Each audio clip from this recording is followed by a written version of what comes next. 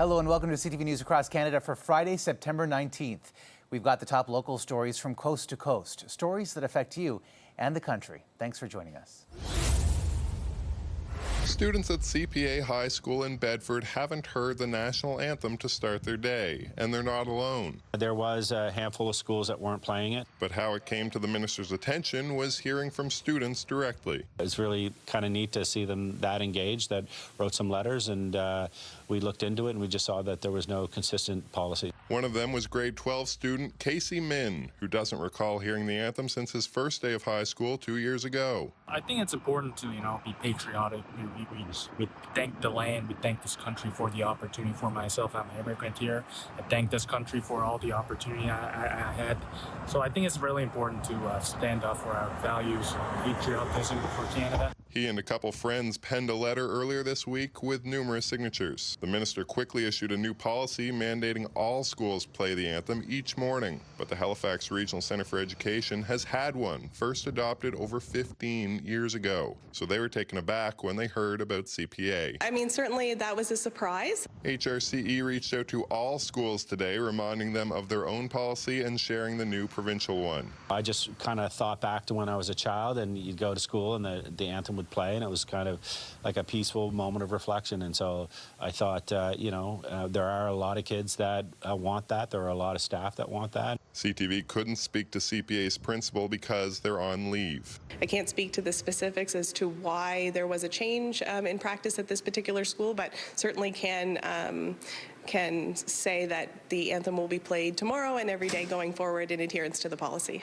These students appreciate seeing quick action and being able to make a difference. I think that is a beautiful thing. I think it's important because we are honoring the people who came before us, who built this country and who fought in various wars to protect our freedom.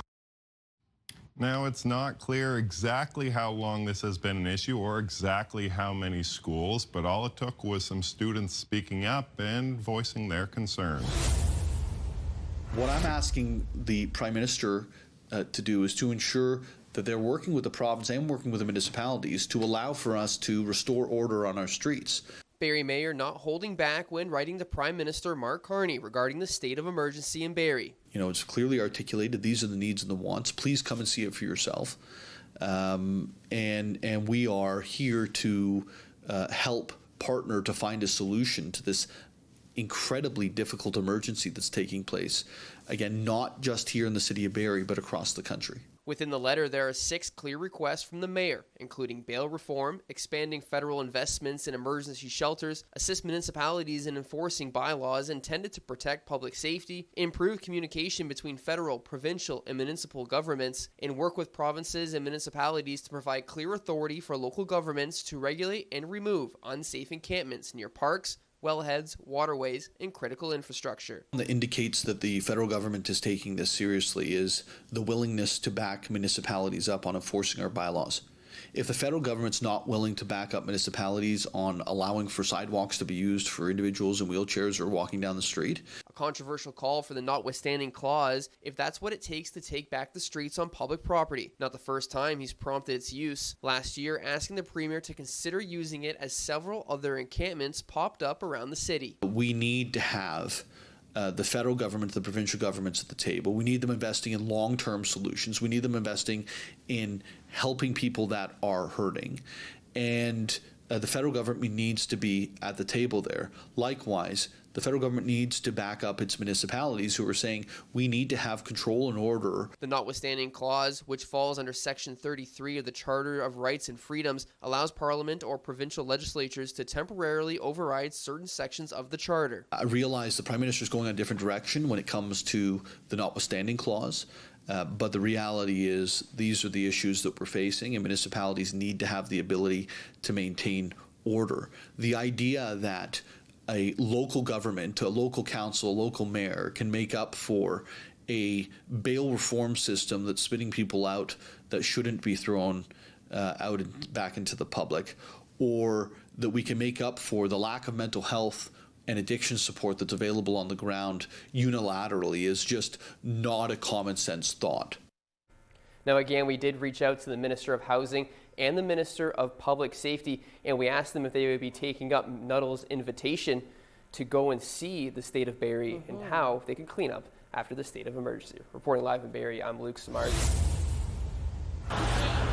Shanice Rouse says she was getting her 6-year-old son ready for bed Wednesday night when she heard someone yelling outside her Guelph townhouse. I looked out and I saw a woman walking with a baseball bat, and she kind of, I guess, saw me or heard me. She looked up and started yelling, "Now I know where you live, I'm coming to get you." Rouse says the woman lunged for her front door, which was unlocked. I just didn't know what was happening. All I saw was you running down the stairs at full speed, and I just heard banging on the door and you telling me to go upstairs. I locked it just as she was trying to open the front door, screaming and yelling all kinds of profanities. Rouse says she didn't know the woman or what she wanted. That's when she heard the metal bat smashing her metal door. It was terrifying. I didn't know what she was going to do. The damage was minimal, leaving only a couple of dents. But Rouse says her sense of security was left shaken. We had chairs against the door last night, and I slept on the couch with a bat. But Rouse's door wasn't the only one the suspect hit. Police say they also received a call from the same townhouse complex shortly after, just across the parking lot. Someone had come to his door, buzzed an intercom that he has there and demanded to be let inside. Of course, he didn't open the door, and the person, again, through unknown means, presumably with the bat, banged on the door a few times and then left the area. Police are searching for a suspect described as possibly being of Indigenous descent. She had a black ponytail and was wearing a beige cardigan at the time of the incident. In the meantime, they recommend residents lock their doors and look out for suspicious activity. Keep the door closed. If it's possible to look out, through a door or through a window or something of that nature and get a description of the person, then certainly we do that. Back at the complex, Rouse says the cost of damage is minimal, but her family's safety is priceless. I will be making sure that the door is always locked. Even if it's not nighttime, the door will be locked. All the windows will remain locked. Guelph police are urging anyone who may have seen the suspect or sustained damage to their home to come forward or contact Crime Stoppers. This was the scene Wednesday. Emergency crews responding to Beckworth Avenue in northeast London around 4:20 in the afternoon for a collision involving a paratransit van and an e-scooter. And we are still in the early stages of that investigation, and the road safety section has begun taking over that investigation. The driver of the vehicle remained at the scene. The man on the scooter was taken to hospital with life-threatening injuries. Staff Sergeant Michael Anderson with the LPS Road Safety Section says the 47-year-old has now died. As a result of the collision, an adult male who was operating an e-scooter, one that you stand up on, has passed away as a result of the injuries from the collision. The investigation follows a recent report from the Canadian Institute for Health Information, which showed a 32% increase in reported e-scooter hospitalizations over 1 year, rising to 498 from 375. These e-scooter drivers say the convenience, low cost, and enjoyment outweigh the risks. It's pretty fun. It's easy to navigate, easy to control. They're very fast. If you're not paying attention, I'm sure it'd be unsafe, but if you're paying attention, you'll be okay. As for the rules of the road for e-scooters, some of them overlap with e-bikes, but not all of them. For instance, an e-scooter can only go up to 24 kilometers per hour, whereas an e-bike can go up to 32 kilometers per hour under the Highway Traffic Act. Cycling advocate Andrew McClanahan says road safety comes down to building roads for all who use them. There's more blind spots to check. There's a bit of changes with the infrastructure in town where you need to think about, maybe someone will be coming up on my right at a different velocity. Just take it slow or even just drive the speed limit. In the meantime, police say they're looking for more information for their investigation. Anyone who was on Beckworth at the time of the collision on Wednesday is asked to reach out to police. Brian Bicknell, CTV News. The truckers say they'll partially block Champlain Bridge and the La Fontaine Tunnel, but promise it won't be a traffic shutdown, just a slowdown. Yeah, this has been approved with the Sûreté du Québec and engineers to make sure that we can drive on the road that we were asking for. Professional truckers are protesting in reaction to an increase in the number of tragic road accidents involving 18-wheelers. They blame the problem on new drivers with poor training and inadequate licenses. I did a report showing up that these drivers were having some poor training and were obtaining their driver's permit through suspicious channels. Truck drivers, he explains, are not required to take driving courses. All they have to do is pass the SAAQ driving test, and requirements can be lower in other provinces, a problem compounded by a court decision which ruled that road inspectors no longer have the authority to stop drivers outside weigh stations, leaving the Sûreté du Québec to do a job they were not trained for. The absence of Contrôle Routier Québec, which is, I will call, the sheriff of our industry, has now created an atmosphere, as I'm not happy to qualify, but it's the far west. These truckers, he says, earn much lower wages than traditional truckers, undercutting their business. Quebec's Auto Insurance Board says it's aware of the issue and is currently trying to come up with a new legal framework. It says in a statement, the Sûreté du Québec also has the power to intercept heavy trucks and enforce transport regulations. In the meantime, the SAAQ is reviewing how it will establish new rules. Until these new safety measures are in place, truckers say they'll conduct pressure tactics regularly. The various convoys will slow traffic in Gatineau, Quebec City, Trois-Rivières, Laval and the North Shore, and the Greater Montreal area. Stéphane Giroux, CTV News. Wanted on a Canada-wide warrant, Toronto police are hunting 34-year-old Milad Taran from Toronto. Investigators allege he is the suspect in the deadly shooting over the weekend that killed 43-year-old Paulin Harusha. The nature of the relationship between Mr. Harusha and Mr. Taran is still under investigation.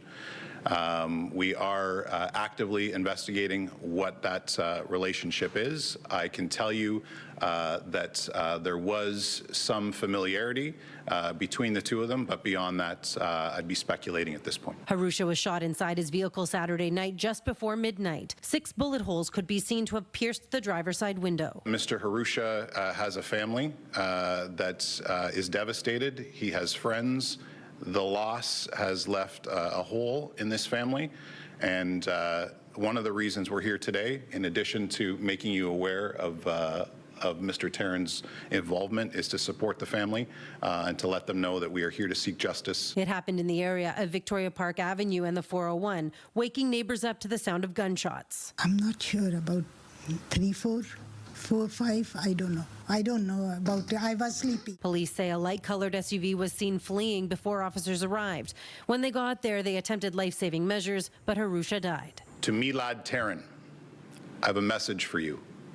Seek counsel and turn yourself in. Police would not comment on any possible criminal history for either Taran or Harusha.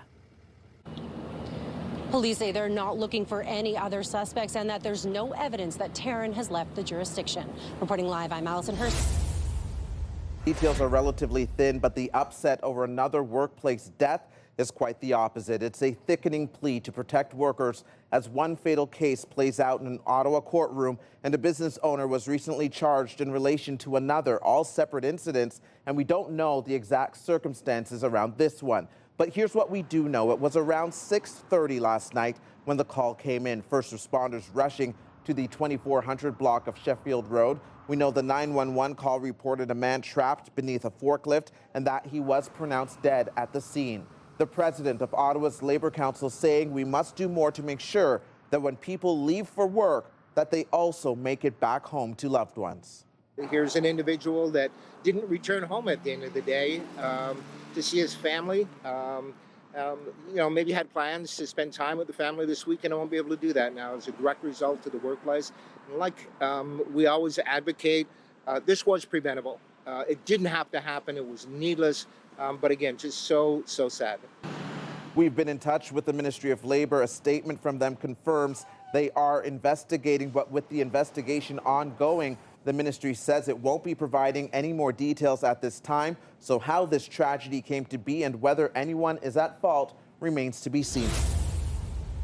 The program aims to help veterans who are experiencing or at imminent risk of homelessness. That funding is going to Centre de Santé, who operates the homelessness network on our behalf, and the funding is for over a 4-year period, so it's $138,000 a year, and that will be used to fund 1 full-time dedicated staff, as well as providing supports for direct services. I know a lot of us don't think of veterans of being homeless or at really imminent risk of being homeless, but the sad reality is that is indeed the case. So what we want to do is provide those really important supports to our veterans. They served us well, and this is an opportunity for us to ensure that they are treated with the dignity and respect that they deserve. The key goals for the program include securing and maintaining stable housing for veterans and offering culturally appropriate supports for them, including Indigenous veterans. Ray Landry says the program has been active in the city for almost a year and is already seeing great success. Through the city's coordinated access, various shelters and other service providers, we've identified 11 veterans that have been experiencing homelessness. And the program since October is working quite well, and we've succeeded in housing 9 of 11 of those veterans, with we believe a 10th to be housed very soon. According to the 2021 census, there are an estimated 461,240 Canadian veterans. As of April 2025, the Government of Canada estimates that over 2,000 veterans are experiencing homelessness across Canada. Lindsay Alec, CTV News, Sudbury. Brian Marberry, the 47-year-old from Michigan, has pleaded not guilty in the death of his wife. Sarah Boulay was just 36 years old when she was killed in late May 2023. Her body was found a week later in a field behind a Huron Church Road hotel. Boulay's medical records were given to the jury today. In July 2022, a diagnostic imaging report showed she had 2 cracked ribs. She told the technician it was from a fall, but the jury has learned Boulay's mother believes she had been assaulted by Brian Marberry. Boulay was referred for a psychological consult, and she told the doctor 3 months after the x-ray she was in fact in an abusive relationship. The jury has also learned today Marberry accused Boulay of assault in 2020. Windsor police ultimately laid a charge against her. That charge ended up being withdrawn after Boulay agreed to participate in some court-ordered programming. Marberry also went through court-ordered anger management treatment in 2021. The other new evidence revealed today, Boulay was in the process of divorcing Marberry in 2022, around the time of the injuries to her ribs. A ride-sharing driver also testified today he was the last person other than Marberry to see Boulay alive. He told the jury he picked Boulay up at Hiatus House and drove her over to a motel on Huron Church Road. The driver said, quote, "She seemed to be happy looking out the window with a smile on her face." This trial will continue tomorrow. The threats and violence from extortionists have instilled fear in South Asian business owners. It's a very tough time for my family. Even the province now promising more help in the hunt for those responsible, setting up a new RCMP-led task force. I can understand the pain, the fear, the intimidation of these crimes and the impacts that they have. The specialized task force will be made up of 40 members from various policing agencies and will build on the work of existing joint forces operations. This dedicated and expanded team brings in additional resources, intelligence analysts, and tactical skills from multiple law enforcement agencies. There have been 45 extortion files in Surrey this year, including one this week. 26 of the files involved shootings. RCMP say there have been an additional 20 to 25 extortion cases in other BC communities that are being investigated. We are processing digital and physical evidence. We have executed search warrants, and we have identified people of interest. We have made arrests, and we have submitted reports to Crown Counsel for charge assessment and approval. While there have been about a half a dozen arrests, still no charges, and critics say that won't change until more victims feel safe coming forward. They fear reprisal. They believe that, the police will, arrest people. They'll be soon released back out into the public, and they'll seek revenge against the person who made that complaint. The catch and release justice system has eroded people's confidence. But police say while they can't talk details of their work, progress is being made. Extortion cases linked to South Asian businesses have been reported in Ontario and Alberta as well, prompting RCMP to launch a national unit last year to coordinate police resources. Police say at least some of the threats may have originated in India. 2 men are facing an attempted murder charge in relation to a shooting last month which injured an 11-year-old girl. On August 11th, police were called to Regina's Eastview neighborhood on the 1000 block of Edgar's Street just after 2 a.m. following a report the girl was suffering from a gunshot wound. She was inside a home in the area at the time of the shooting. Now 5 weeks into the investigation, police revealing the home was targeted by the shooters who fired nearly 20 bullets towards it. It was a targeted location, and so for people in the community, I would reassure them that it is a safe neighborhood, that there aren't ongoing safety concerns. RPS says dozens of hours worth of personal security camera footage of the area has been reviewed by investigators, and as a result, 20-year-old Anthony Nabexi and 18-year-old Devin Nabexi both face several charges, including attempted murder, reckless discharge of a firearm, conspiracy to commit murder, and 3 other charges related to gun possession and stolen property.